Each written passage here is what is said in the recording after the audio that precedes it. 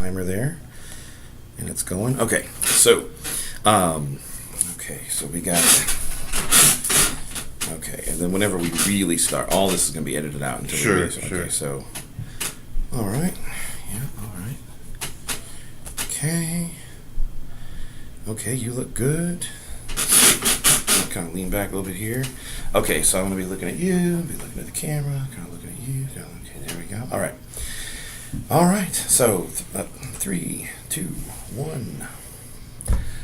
Hey, lacrosse fans. This is John Clement and Mr. Pat Callaham with the Lacrosse Hut. Okay. Usually I get that. I'll just edit that out. Okay. Sure. All right. Lacrosse Hut. Okay. Laxhut. I'll just read your shirt. Sure. Yeah, Laxhut Village Network. Okay. All right. 3, 2, 1. Hey, lacrosse fans. This is John Clement and Pat Callaham with the Laxhut Village Network, and we are here as part of our interview series, kind of gearing up for the big launch of Laxhut. I know some of you, especially in the St. Louis area, this past summer of 2016. The summer's going fast. It's August on Monday. Can you believe it? No, I can't. It flew by. So we are, some of you have been to the camps and everything like that. The lacrosse camps, it's been great. It really has. It's been a lot of fun. It's been hot this summer, the heat wave and everything. Yeah. But and they canceled an event recently, didn't they? Yes, last weekend we pushed one off just because it was just so hot. We just felt like it would be better for everybody to stay inside. Oh yeah, when I stay healthy. when I got the phone text about that, I went ahead and checked. I swiped on my phone and I checked the weather app, and I found out that the heat index at that moment was 110. Yeah. So I'm okay. I think for 110 heat index, we can cut it out. Yeah, not that serious. Or we don't want it to be something serious. No, absolutely. So fair enough. Well, we are here to, like I said, continue our interview Gear Up project, and today's interview is with Coach Callaham. So, and I already used the title Coach. So, Coach, why don't you kind of introduce yourself a little bit, and then we'll get into the real meat of the interview. Sure. No, my name's Pat Callaham. I've been coaching lacrosse for a better part of about 10 years now. Love doing it. Love coaching, working with love working with young adults, and helping mold them for the future. Have a lot of fun, especially with the younger ones. Just very fortunate to love what I do, and like you said, the moniker Coach is kind of something that kind of carries over. My friends call me Coach. A lot of people that I know call me Coach, and something I love doing. So I'm very, very blessed to be able to do that. Oh yeah, Coach is cool. I was a high school teacher, classroom teacher for about 10 years, and for some of those years, not all of them, for about 3 of those 10 years, I was a coach, and I discovered how cool it can be to be, Coach so-and-so as opposed to just Mr. or Ms. so-and-so. Sure, absolutely. So, absolutely. So, now, I've got a little confession here, but it's going to lead me right into our first question for Coach Callaham. I was a teenager in the 1980s in Nebraska and Iowa, and lacrosse just wasn't a thing there. But one thing, or not then it wasn't, and one thing that I love to tell people, when people ask me about what I do, if I meet someone and I'm making small talk with them and I want to tell them about, Laxhut Village Network, is I tell them that lacrosse is the fastest growing sport on the planet. Oh, absolutely. Yes. So that is just awesome. So when you were younger, what were you doing? Were you in a place with lacrosse, or what were you doing when you were younger? Well, yeah, no, I grew up right around here in St. Louis. At the time, you weren't able to start playing lacrosse till you were in 8th grade, which I grew up, was fortunate enough. I had 2 great parents that provided me and my twin brother an opportunity to play any sport we showed any interest in, which was all of them. I played soccer, played baseball, t-ball, basketball, hockey at one point, football. You name it, if there's a team sport out there, me and or my brother tried it. And so we're very blessed with that. And my brother was introduced to lacrosse in 8th grade when he decided to play. I chose not to. He fell in love with it immediately. He brought a stick home, and me and him started playing catch in the side yard. And very next year I was out there along with him playing lacrosse. And fell in love with the game. It's really, for me, like you said, it's kind of a culmination of all sports. There's parts of hockey, parts of basketball, parts of football, parts of soccer. It's all rolled into one, and I think that's really what's made it the fastest growing game in the country. Well, now that I now that I've played, now that I've experienced it, it is really cool. It is, and it's once you start playing catch, it's almost addictive. You want to keep going out there and keep getting better with that stick in your hand, and that's something that we hope all the little ones out there that come out to those learn to plays are taking that stick home and continuing to work on those stick skills because they just enjoy it that much. Yeah, and the stick is actually pretty natural in terms of body motion and everything. I remember being a kid learning other things like how to catch with a baseball glove, right? Or things of that nature. Or the first time that, as a little kid, when somebody shows you where to put your fingers on the seam of a football to pass it properly, it doesn't feel like the most natural way to hold something. Right. And the lacrosse stick and the motions they feel really natural. Yeah, no, and they're very similar to a lot of those other sports. And if you hear me learn to play, a lot of times you'll hear me talking to the kids about, when you learn to play baseball, how did you learn how to throw? And it's a very similar motion, very similar movements. Same thing with playing quarterback. You try to equate a lot of shooting and stuff like that with being a quarterback in football. The cool thing about lacrosse that we always like to tell kids, I picked up from the great John Zilberti working with him, was the cool thing about lacrosse is whenever you have the ball in your stick, you're the quarterback. And that's the really cool thing. In football, there's only one quarterback. He's the quarterback that play every single time. But that ball moves, you're the new quarterback. Every time you catch the ball, you get to be quarterback. So that's the fun thing about lacrosse. That's an interesting way to look at it. And it also reminds me of basketball where, you've got the responsibility when you have the ball to decide whether you should pass or move. Absolutely. And that can be a big responsibility because whether you decide to pass or move can impact the whole play. Oh, absolutely. And that's where you see, there's a lot of flow to offense in lacrosse, and that's similar to what you see in basketball. When you see a good team play, the ball's moving side to side, and multiple people touch it. The same thing in lacrosse. The ball's working all the way around the field. Everybody gets to touch it, and everybody's moving their feet. That's when you see good offense. Now, you mentioned one of your coaching influences. Could you tell us a little bit more about him and maybe some of your other coaching influences? Oh, absolutely. Well, when I was a younger man, I struggled a little bit with finding my path, and I was very fortunate. I had a freshman football coach that went out of his way to kind of show me a lot of extra attention that I needed at the time, to kind of show me what the right path was, and he did, and it really opened my eyes to changes that needed to be made in my life, and I was always so grateful to him, and it immediately perked my interest in coaching. It was Coach Mike Roth, who was a freshman football coach at Parkway Central at the time. Now I believe is the athletic director at Parkway Central now. Just a great guy. He was a huge influence on my life. Also had several coaches through high school lacrosse. Rob Burke, Jared Diamond were always kind of there for me. Jared helped me getting recruited for college for lacrosse, although I didn't end up following through with that because of some concussions. Was always there to help me out in any way that he could there. And Rob Burke was my freshman lacrosse coach as well as one of the coaches my senior year.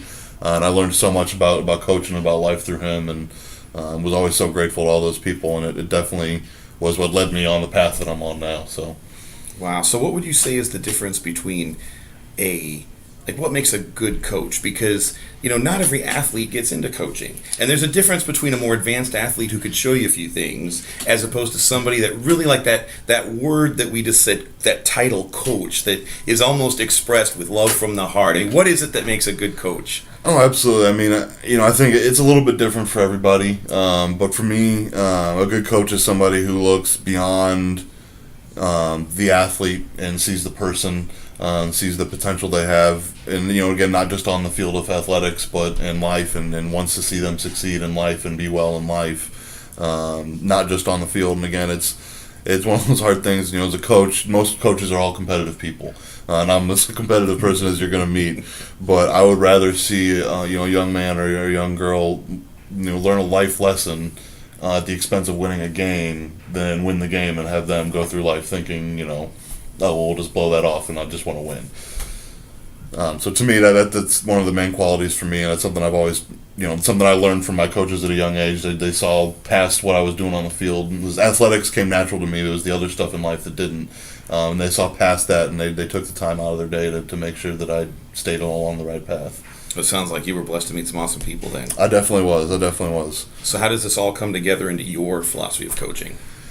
Oh, I mean, it's, and it actually my coaching philosophy all started actually was back when I was in high school. I had the opportunity to coach the middle school football program, and when I walked in, there were a lot of young kids, and there were a lot of dads out there coaching. They were doing the best they could, and they were doing a good job with the kids. But the line was struggling, and they put me to task to working with them. And after a couple games, you saw it start to click with all the kids, and that's really when I fell in love with just the idea of being out on the field and coaching. And as I did that more, I started to see the value to that in life as well as just being on the field. It's the perseverance. It's not being afraid to fail at something. And teaching kids that even if you don't do something right the first time, that doesn't make you a failure. That doesn't mean that you're a screw up and you can't be good at something.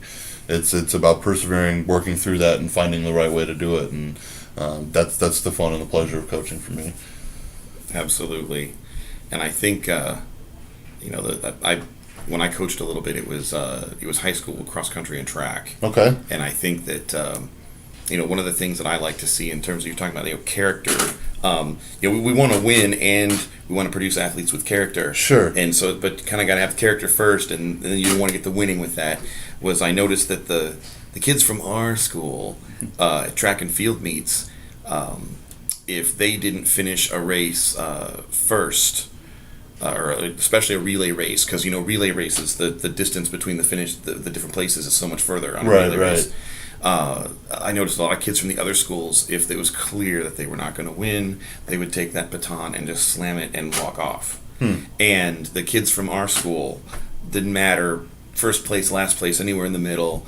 We had them run through, and we didn't tolerate anything less than running through. Absolutely. And that's one of those moments that you notice as a coach.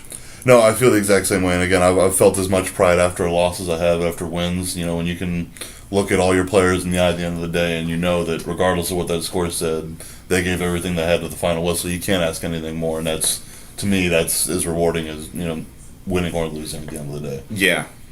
So now that Laxhut has Coach Callaham, first of all, before we get into what you're going to be doing with Laxhut, how did this back up a minute? I got a little excited, a little bit ahead of myself. How did that start? How did you first, meet the CEO Dave Barlow, and how did you first encounter Laxhut? How did you get to be wearing the shirt today? So that actually was a really interesting kind of roundabout way a little bit. At the time I was working as the director for LB3 St. Louis here in St. Louis, which was a great time and a great experience for me. And initially through Coach Prey, who's the head coach over at Fontbonne University, who had met Dave through one of his players who was very close with the Barlow family, and Dave had kind of told him a little bit about what he's planning, obviously being an NCAA coach, wanted to have him in the loop. And, Prey kind of loosely mentioned something to me about him, and eventually sort of put us in touch through email. Shot an email out to him and said, hey, I'd love to hear more about what you're doing. At the time, it was just the idea of a lacrosse facility, which had me jacked through the roof. Oh, that's an awesome thing for St. Louis to have right there. Oh, amazing. And then everything else has been put on top of it. But yeah, just having a lacrosse facility, instead of, I love soccer, but lacrosse, to have a secondhand soccer field for lacrosse, it's almost like lacrosse would get seconds from right, and soccer. That's what it's been, and that's kind of what you've learned to live with as a lacrosse person in St. Louis, and that the idea that we could change that was an awesome idea to me. I wasn't really sure how that was going to shake out or anything, and fortunate enough working with LB3, I had Coach John Galway, who's now the head coach at Jacksonville University, was out doing a camp with us, and Dave happened to come on out and check out the camp, and looked like it was fun. We got to talk during a water break and set up a time to meet, and we sat down. And originally about making Laxhut Village a new home for LB3 St. Louis, and kind of the more we'd met, the more that we saw eye to eye on a lot of things, and we really liked talking to each other and working with each other. And after one of our meetings, he kind of jokingly said, "Oh, I might try and steal you away." And sure sometimes those things aren't jokes. Happening. Right? No, I think that he was kind of feeling me out a little bit, but. I was very grateful for my time with LB3. Had a lot of great opportunities, but I'm so excited to be where I am with Dave in Laxhut Village. Such an awesome opportunity. And I think you'll see a lot of the same from me. And I'm going to be doing a lot of camps, a lot of clinics. As you've seen, we're doing a lot of learn to plays around the city of St. Louis right now, mostly right now around the St. Charles, St. Peter's area where Laxhut Village will be located. But right now the big thing is I want more kids to be playing lacrosse in St. Louis. This is a great game, like you said. Even as far back as the '80s, there wasn't really anything around the Midwest. As far as lacrosse goes, it wasn't until around the '90s it started here, and it's already grown up to where it is today. And to think that's really not that long of a period of time for a sport when you think about how long right, football's been around, then soccer, things like that. So by the '90s, for me it was kind of too late, because by then I was in college, and I was a good enough athlete to be a high school athlete, but I wasn't college athlete material. Sure, and that's true for a lot of people, and that's fine. And it's such a great game, and it's so fun to watch it growing now, and as fast as it's growing. I think there's such an allure to it, especially. Like we talked about earlier, an opportunity for a parent to learn something, learn a new thing with his son, and I think that's such a fun thing. You see it happening much, and it's such a great time. That references the conversation we had before camera. I have two sons, and I was normally, a father goes out in the yard and shows the kid how to pass the football or how to catch with the glove or something, and my sons and I are getting into lacrosse all about the same time, and we're different ages. Like one of my sons is 10, the other one's 14, and I won't talk about how old I am, but he was a teenager in the 80s, so if you want to do the math, it's on you. But yeah, the idea of all three of us learning the sport at the same time is a little bit interesting. No, I think it's a lot of fun. Definitely presents some challenges, but I think it's a lot of fun. And it's one of the many unique things about a sport of lacrosse. Absolutely. So, if I'm understanding you correctly, then, it sounds like really a lot of what you do, a lot of what Coach Callaham does, is already happening, even though the facility, we mentioned we're towards the end of July. So, even though the facilities aren't really there yet in brick and mortar form, the clinics, the camps, the youth outreach, the stuff that Coach Callaham does is really kind of already happening now. The only difference is going to be, instead of working on somebody else's field, you'll be doing it at the Laxhut facility. But you're really already in business doing what you do now. Absolutely. And that was one of those things that as soon as me and Dave started talking, we knew that there was a timeline for the facility, and that it might change a little bit as time goes on, as many projects of this size do. But at the end of the day, what Dave wants Laxhut Village to be is something that's there for the lacrosse community. And so the way he looked at that is, we don't need a brick and mortar facility to be there for the lacrosse community. So let's start doing this stuff now. And so that's why we've gone ahead and started the Learn to Play, started camps and clinics. We had Casey Powell out here last fall, did a clinic for us. I've already been talking to him about coming back out for another one.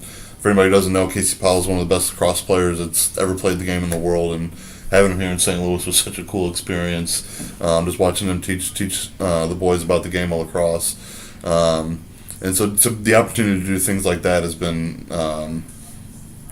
there for us, and Dave has helped facilitate that. Even though, like you said, we don't have a brick and mortar facility yet. It's happening. It is happening.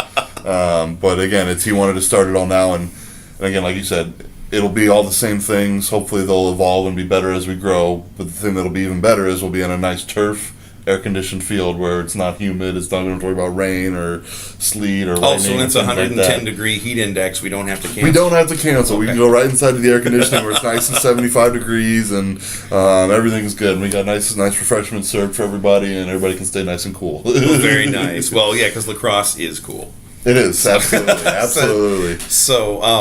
Well, that's it. That's just great. I mean, it's been great to. I mean, I met you earlier this summer, but it's been great to share you with people now on camera. Good.